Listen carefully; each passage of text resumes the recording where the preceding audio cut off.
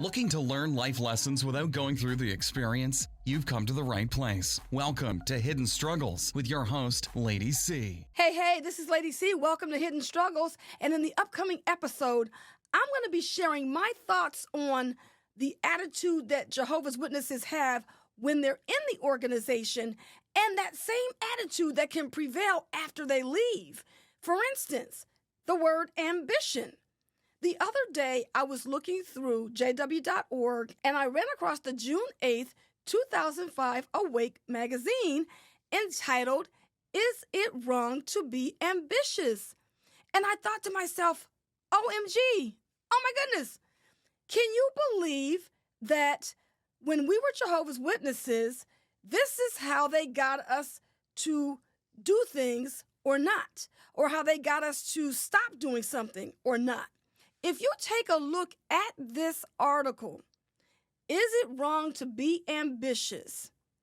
what I want you to pay attention to is the subheadings. Now, first of all, you got to look at the first one under the name of the article, the Bible's viewpoint.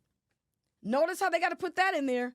They got to make sure that you know, hey, this is the Bible's viewpoint about what it means to be ambitious. So then, following that is the subheading, the first subheading, which is it wrong to be ambitious? Now, mind you, we're not going to read any of the paragraphs. I just want you to burn this in your mind the way they wanted you to burn it in your mind back in 2005. The next subheading is, was Abraham ambitious? So the Watchtower is so instrumental and so good at teaching you, even when you and Abraham ain't got nothing to do with each other in this instance, they still want to make this comparison. They still want to bring this into your mind because remember at the top of the article, it talks about it being the Bible's viewpoint. Next, they talk about a different view of rank, fame, and power.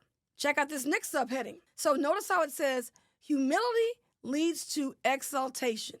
Why they got to bring in humility when they're talking about ambition? Let's keep going. True Christians avoid ambition. Now, let me tell you right now, that is a loaded statement. A loaded statement. True Christians. Okay? What is a true Christian? Well, a true Christian is someone that avoids ambition. I put this to the test.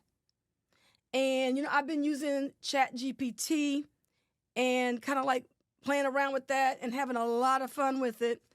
And so I put it to the test and I asked ChatGPT about the Watchtower and this article. I want you to look at my screen. I asked the ChatGPT a question and I said, what do you think about what the Watchtower says about true Christians avoid ambition? And then what I did was I put 3 paragraphs of what they said in here.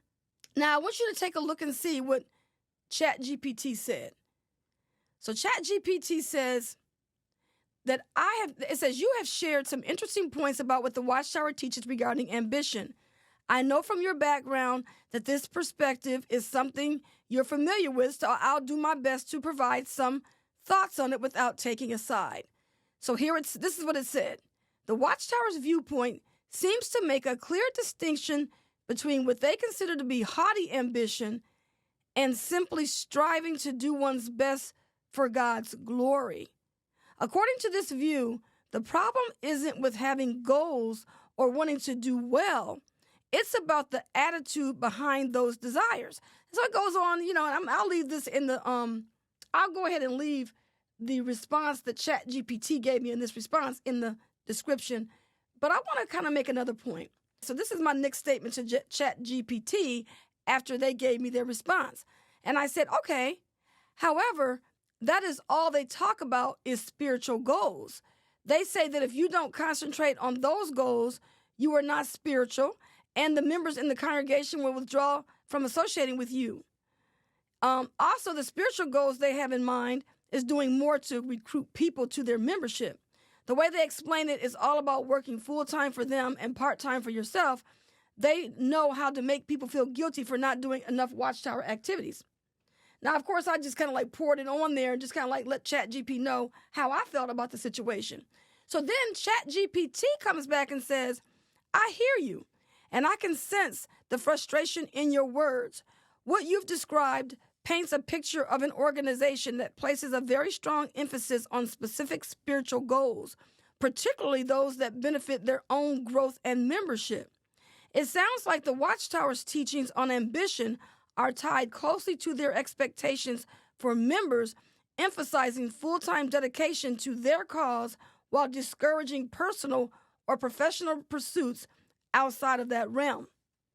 Once again, I'm going to leave the response that I got from ChatGPT in the description so you can read through it and see what it says. Now, you may say, Lady C, you're not being fair. You're not being fair in the way you wrote your response to ChatGPT. Now, I'm going to disagree with you. And the reason why I'm going to disagree with you is because when you look back at my screen and you look at the Watchtower and the way they worded this article, most people are going to look at those subheadings and they're going to burn those in their brain. And so it's the way the Watchtower teaches you.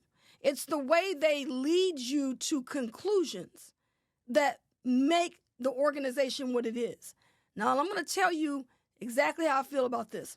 Is the Watchtower being fair in the way they're making this article sound by using these subheadings, and especially this last one that says, true Christians avoid ambition? Because first of all, why are you writing an article in this manner in the first place? Because you're trying to draw attention to anyone that's not promoting the Watchtower. Case in point, when you go to the conventions, what do you see on the platform? Do you see a balance of individuals sharing their experience where someone quit pioneering to go get a full-time job? You don't see that.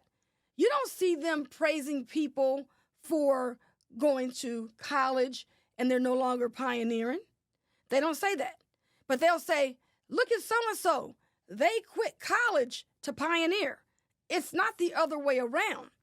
So when you're trying to say you're not doing a fair assessment, is the Watchtower doing a fair assessment when they're putting people on the program to help you make decisions on what you should do so that you could be up here telling your story on the next convention? They don't do that. They're not balanced in their approach as to the examples that they're giving. So you can't sit here and say that I'm being too harsh against the Watchtower when I'm showing you that, hey, look, I'm telling ChatGPT that, hey, look, people are going to withdraw from hanging around me if I don't do more Watchtower stuff, because the Watchtower is the one that's putting it out there and showing these people what they need to do. So in the next episode, I'm going to be talking more about ambition, because it is my goal to motivate you so that you can be balanced, so that you can do more for yourself, because it's not just one-sided.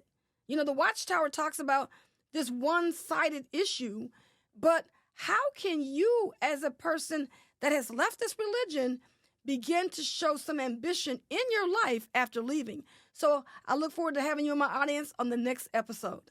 This has been Lady C. Thank you so much for being in my audience.